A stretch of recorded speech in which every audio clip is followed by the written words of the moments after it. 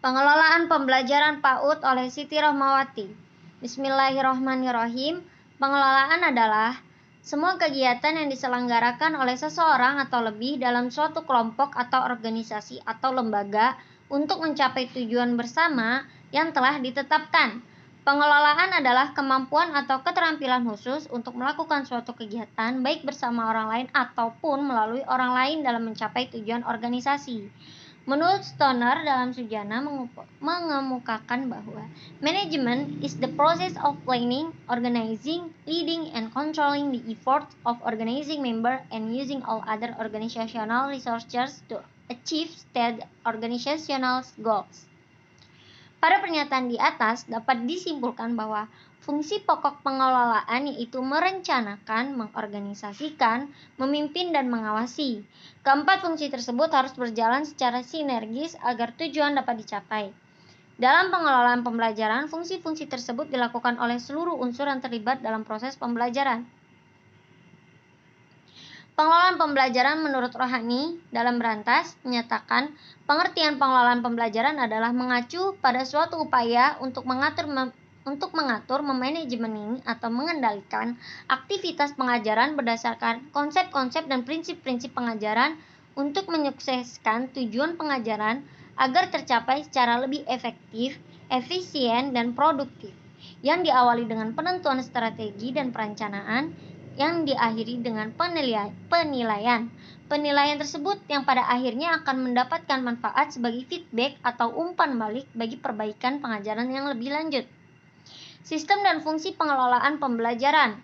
Fungsi manajemen dalam proses pendidikan meliputi perencanaan, pengorganisasian, pengarahan, motivasi, menggerakkan, memberi perintah, pengkoordinasian, penggarangan, hingga pengawasan atau pengontrolan.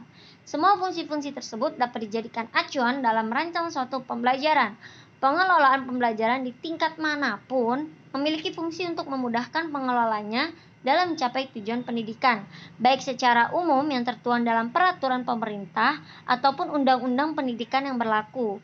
Artinya, dalam melaksanakan pengelolaan pembelajaran diperlukan perencanaan yang baik, pelaksanaan pembelajaran sesuai dengan rencana, dan pengawasan yang diwujudkan dengan sistem penilaian yang objektif, jujur, dan menurut standar penilaian yang telah ditetapkan sebelumnya. Adapun aspek-aspek penting dalam pengelolaan pembelajaran yang ini ada 4. Yang pertama adalah perencanaan, yakni planning. Ini mencakup tentang tujuan pembelajaran, kurikulum pembelajaran, dan lain-lain. Yang kedua itu aspek pokoknya yakni mengatur, organizing. Yang kedua yakni organizing. Yang kedua yakni organizing, menelaah kalender pendidikan dan pengaturan jadwal pembelajaran. Yang ketiga, pelaksanaan actuating, pelaksanaan dan evaluasi pembelajaran di kelas oleh guru. Yang keempat yakni pengawasan atau controlling. Ini meliputi bahwa segala aktivitas yang terlaksana sesuai dengan apa yang telah direncanakan. Prinsip pengelolaan pembelajaran merupakan suatu keterkaitan kemampuan dan keterampilan hubungan kemanusiaan untuk mempengaruhi orang lain dalam mencapai tujuan organisasi secara efektif dan efisien. Prinsip pengelolaan menurut Bafadal meliputi pembagian tugas, yakni job description, yaitu menempatkan seseorang sesuai dengan kemampuan dan keterampilan yang dimiliki. Yang kedua ini ada otoritas atau tanggung jawab, merupakan kewenangan dan tanggung jawab antara penyelenggara dan masyarakat. Ketiga ada disiplin, dapat melaksanakan tugas dan kewajiban dengan proporsional dan profesional. Yang keempat, penghargaan dan sanksi, merupakan motivasi dan pengendalian dalam melakukan pekerjaan secara lebih profesional. Yang kelima ada inisiatif, kemampuan yang dimiliki oleh seluruh pihak baik tindakan maupun ide gagasan dalam penyelenggaraan program. Yang terakhir ada fleksibilitas, artinya lentur dengan kondisi lingkungan atau sasaran, yakni kebutuhan belajar, waktu dan tempat, biaya. Dan guru pendidiknya, misalnya antara lain dapat dilihat dari penyelenggaranya yang disesuaikan dengan kebutuhan belajar, kondisi dan situasi belajar setempat. Penyelenggaraan pembelajaran tidak harus sepenuhnya disampaikan secara tatap muka secara rutin di ruang kelas seperti sekolah formal, tetapi lebih dalam bentuk kegiatan belajar tutorial dan mandiri. Jadi tuh belajar tuh nggak selalu harus di dalam kelas.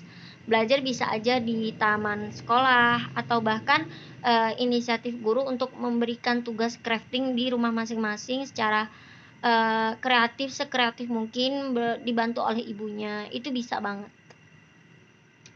Oke, selanjutnya ada implementasi pembelajaran di lembaga PAUD atau Rodotul Atfal atau Taman Kanak-kanak. Implementasi pembelajaran di lembaga PAUD RATK adalah membantu anak-anak mengembangkan berbagai potensi, baik psikis dan fisik yang meliputi moral dan nilai-nilai agama, sosial emosional, kognitif, bahasa, fisik motorik, kemandirian, dan seni untuk siap memasuki pendidikan dasar.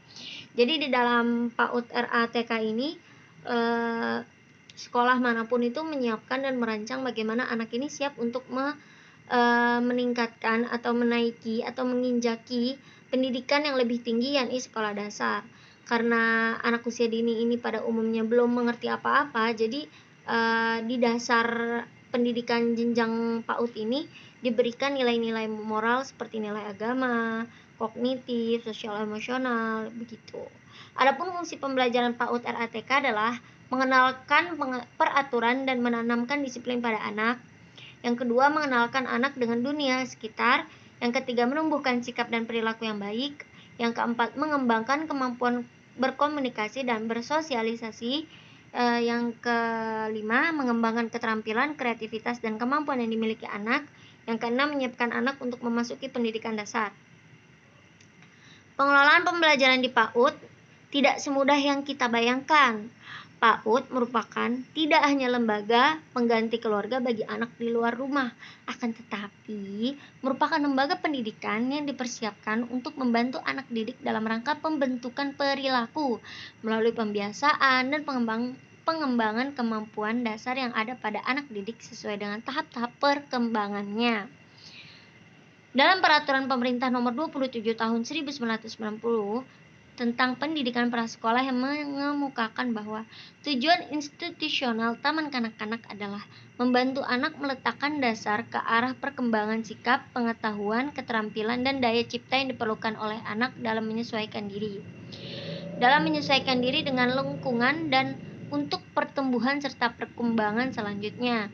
Dengan adanya pengelolaan yang baik di RA atau TK diharapkan dapat mencapai tujuan institusional secara maksimal, meliputi yang pertama yakni pengembangan seluruh kemampuan yang dimiliki anak sesuai dengan tahap perkembangannya.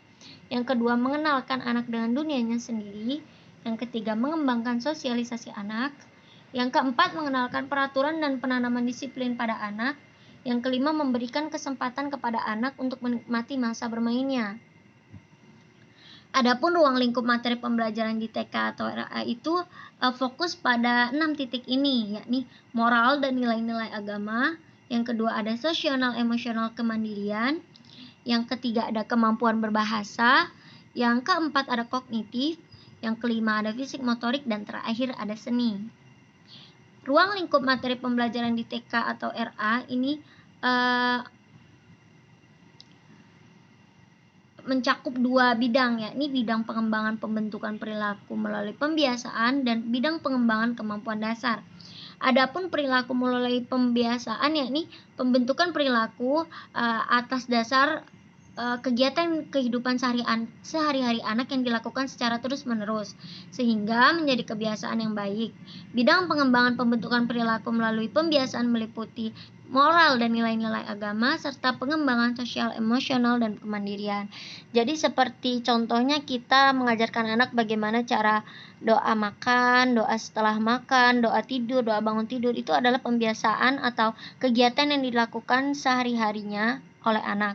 Jadi itu akan menanamkan nilai-nilai moral dan nilai agama. Adapun bidang pengembangan kemampuan dasar ini meliputi kemampuan bahasa, kognitif, fisik motorik, dan seni. Kesimpulannya, pengelolaan pembelajaran pendidikan anak usia dini sebagai upaya mengoptimalkan tahap perkembangan anak usia dini sangat perlu dan sangat diperhatikan oleh beberapa pihak. Selain orang tua sebagai pendidik pertama dan utama di lingkungan rumah, Guru juga sangat berperan karena pada masa prasekolah akan dilewati tahapan-tahapan perkembangan yang harus terus diperhatikan dengan cara mengelola pembelajaran yang baik. Sesuai dengan karakteristik pembelajaran untuk anak usia dini, salah satunya adalah memiliki prinsip pembelajaran belajar, bermain sambil belajar, dan belajar seraya bermain. Pengelolaan pembelajaran akan lebih lengkap jika dibahas melalui mata diklat manajemen pendidikan atau manajemen pembelajaran yang pada intinya berdasar tahapan perencanaan, pelaksanaan, dan evaluasi. Ini yang telah tadi kita bacakan, teman-teman. Pengelolaan pembelajaran bukan hanya harus dipahami oleh guru, kepala sekolah, pengawas. Pengawas pun perlu mengetahui agar dapat bersinergi demi tercapainya tujuan pendidikan anak usia dini yang terfokus pada tahap perkembangan yang harus dilalui dengan secara optimal. Sekian presentasi saya. Wassalamualaikum warahmatullahi wabarakatuh. Maaf bila ada kesalahan kata. Semoga dimahami dan dimaklumi.